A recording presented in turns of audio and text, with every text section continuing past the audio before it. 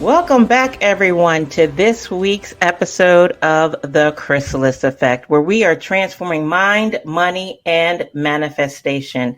And I am Monique White, your host, and today I am super excited for the guest that I have for you. You don't want to miss this conversation because I guarantee you there are going to be some nuggets dropped. You're going to want to take some notes. You might want to even go back and listen to it again.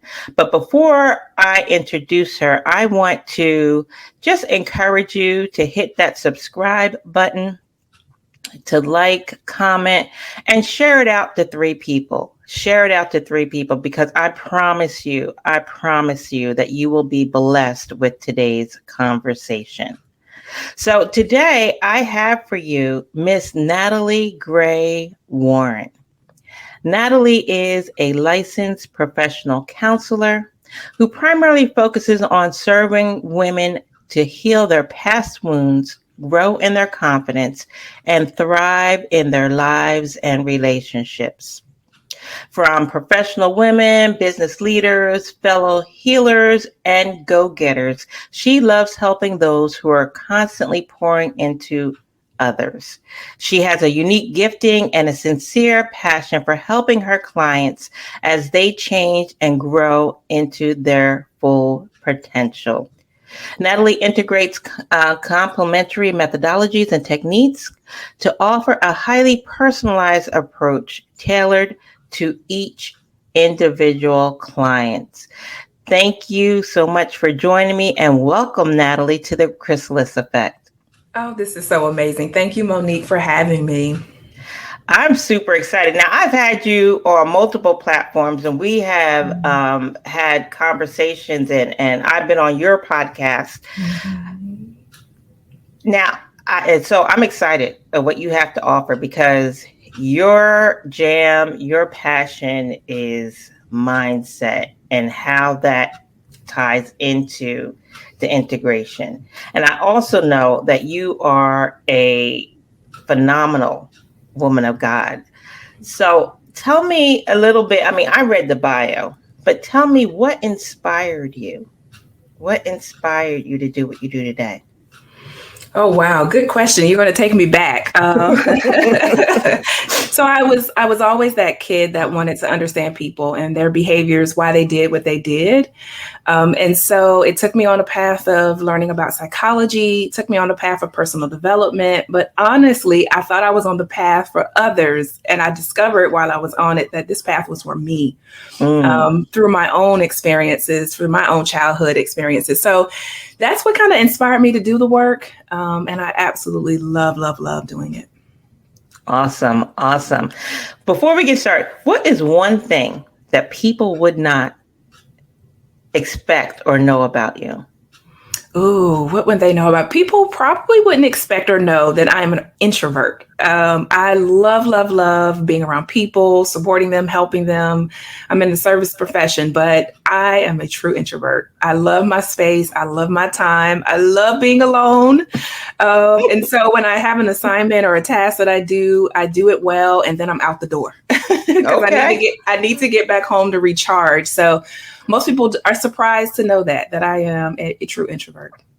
Okay. I find that fascinating because a lot of service people in service professions, they say that they're introverts. I know I do. I'm a homebody.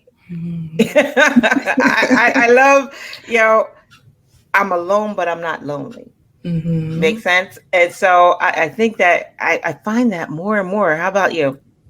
Absolutely. I think because we're always giving and serving and pouring out, and there's this level of recharge. And I certainly get it when I am alone versus when other people who are extroverted get it by being with people. It drains me because I can't reach everyone when I'm in a group. And I connect with people individually. And so it becomes a lot for me to try to engage and pull into everybody. So it's not surprising because of what we end up doing. Wow. Well, that's so true. That's so true. So how do you see the connection of mind, money, and manifestation? Oh, that is so good. It's a direct connection because our everything starts with our minds. Everything is created, is formulated in the mind first. But we often don't know that we have what I call a mindset problem because we're not aware of our thoughts. We have about 65,000 thoughts a day. But listen to this, 75% of those thoughts are negative. And Wow. 90% of those 65,000 thoughts are thoughts you thought yesterday. So essentially what you're doing is recycling old thoughts, and most of them are negative. But we don't know that because we're not aware that those thoughts are not even us. We are not our thoughts, but we think that we are. So then when we start having them, we start judging ourselves and beating ourselves up. And so in order to manifest, we got to be with a good mindset. And money is tied to mindset. What are the stories that we tell ourselves? What are the beliefs we have around money, the judgments? I have done a lot of work myself around money. And especially since I was in ministry and I grew up in the church, a lot of things that I had to shift around mindset with money, specifically to manifest. So there's a direct connection. Right, right. So let's talk about that. Let's unpack that little bit. You said, especially with growing up in the church. Now, we've all heard the prosperity doctrine.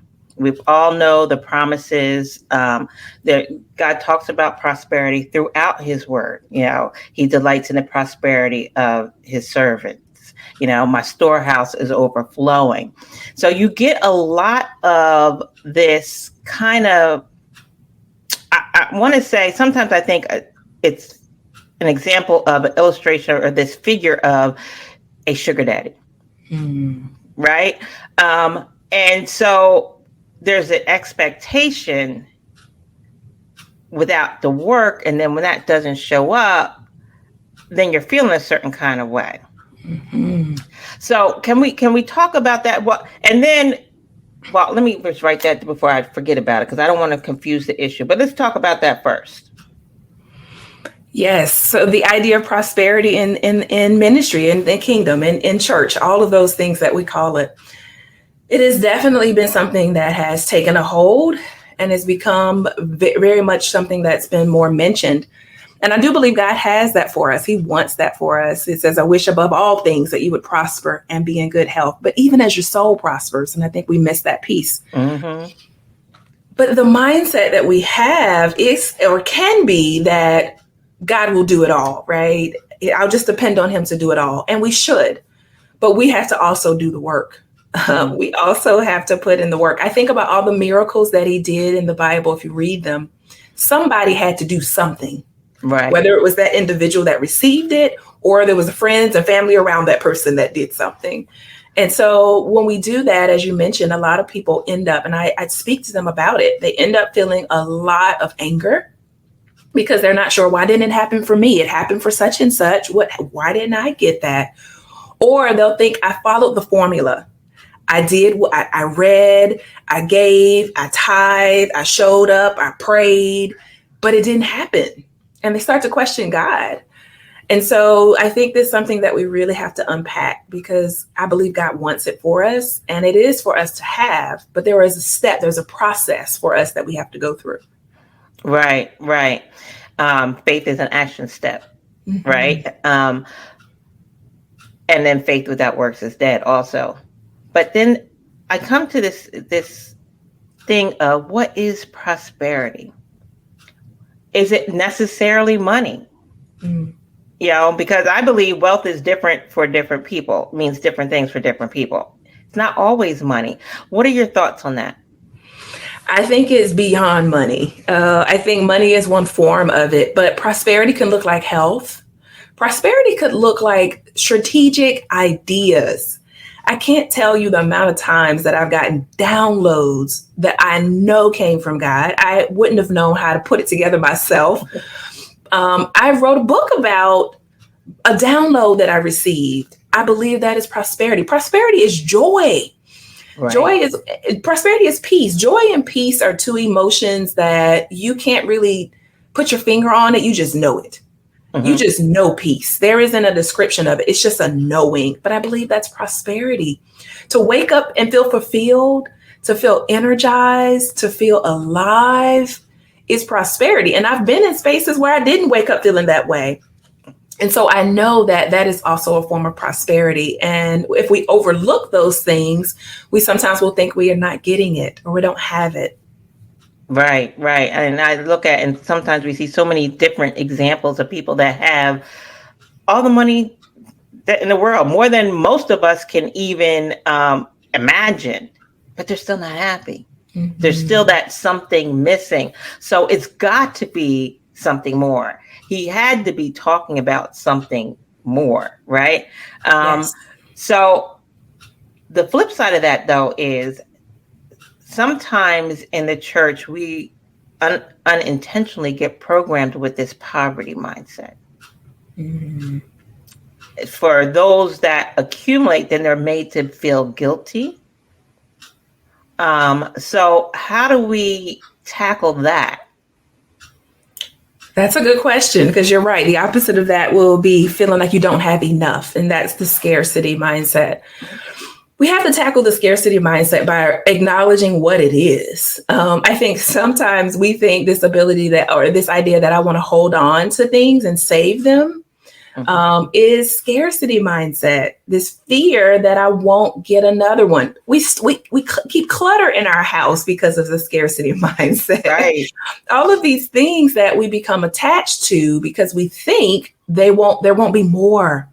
So the scarcity mindset is really just understanding what it is. And it isn't always just that you don't have enough. It could very well be relationships. You're afraid to let people go because you don't think you'll ever get that again. That's a scarcity mindset. Mm-hmm. So it goes beyond money. But I think that when we look at it, it's really about just acknowledging and understanding what it is. And that for me has been so helpful, because then I go, wait a minute, I can give this away because there is more. I don't have to be afraid that I won't be loved again if I let this person go, because there's abundance of love. And so it really puts us in the mindset of understanding it. Right. And I also think we have to think about what we're saying. When we cling onto that mindset, you're saying, God, I don't trust you. I don't trust you to supply more. Because he can't give to us if our hand is closed so tightly in a closed fist. It's not open to receive. Mm-hmm. So just like you said, we're holding on to it because we're scared. It's not going to be replenished. But then what's that saying to the Father? That's saying, I don't trust your word that you supply all my needs, that you know that everything that I need before I even need it. You know what I mean? So yeah, but also for those that are elevating and they're stepping into that prosperity, then sometimes you feel a little bit of guilt when that mindset is taught. What would you say to that? The guilt around having more? Is that what you're referring to? Having more, right. Yeah, that's a big one as well. So this idea, a few underlining fears lie with that. Is the fear of, what will people think about me if I have more? Right? Or what do they think? Well, they think I am snooty or selfish or greedy. That's a part of why we have that guilt, the fear of that. And then the fear that we will change. Like, I don't know who I might become when I have more. Will I still be giving? But what we have to understand with money is money just magnifies who you already are. Yes. It just magnifies who you already are. So if you had trouble sharing your $5, you're going to have trouble sharing $500,000. It's not going to change you. It just magnifies who you are. So we have to be aware, because those are also mindset blocks that we could have. But certainly there can be a lot of guilt, the guilt of leaving people behind, because as you might advance, you may find yourself in new circles, right? You may find yourself with new opportunities, and this fear of the people that I'll leave behind, and the guilt that I may have of, I can't take everybody with me. And the beauty of it, or the truth of it, is things will change. Right. But the good news is that there are people that are going to welcome you where you're going. And so it won't be that you'll have to leave everybody behind. But certainly there's a lot of guilt, and we carry a lot of guilt in our bodies. Right. So now you just mentioned we carry a lot of guilt in our bodies. How does that show up?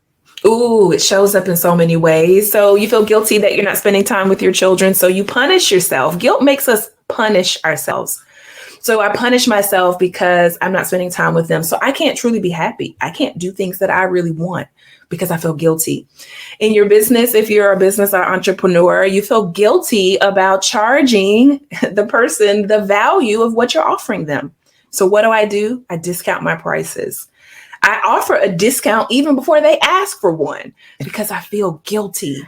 So guilt shows up in many ways in our lives. That's a big one. And I'm chuckling when you said that because that's a big one for entrepreneurs, particularly female entrepreneurs. You know, they discount or they don't feel comfortable charging their worth. Charging their worth. So what would you say to that woman? And what would you say, and not necessarily even a woman, but you find it more in the female demographic, but what would you say to them? It's so many things I could say because I've been there.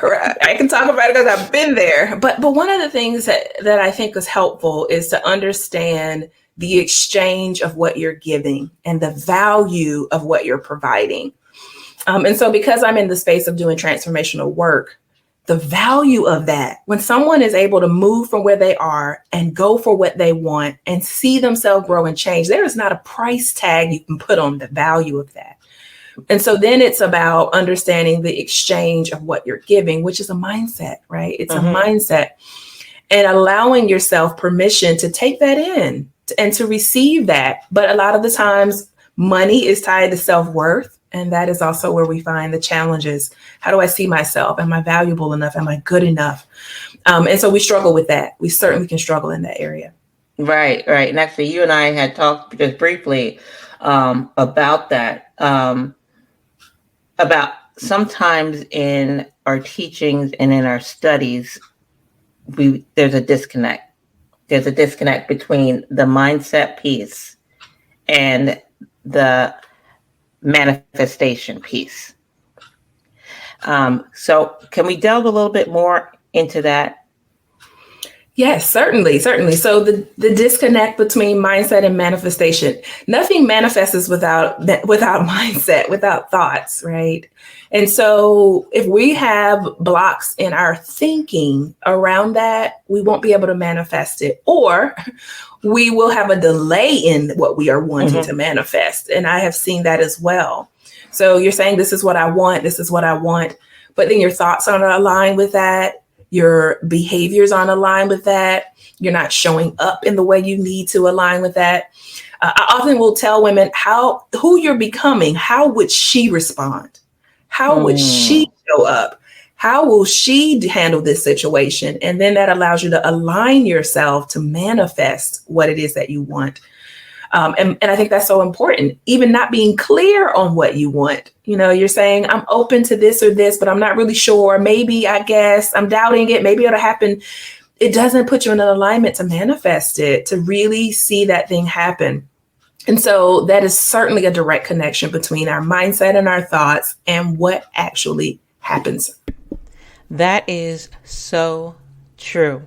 Well, we have to wrap up for today, but join me next week as Natalie and I, continue to explore the mind, money, and manifestation connection. And as always, if you want to connect with me, you can do so on my website at www.triumphsvcs.com or on all of my social media channels, Triumph SVCS. Have a great day, everyone, and a phenomenal week. And I will see you right back here next week, same time, same channel. Bye-bye.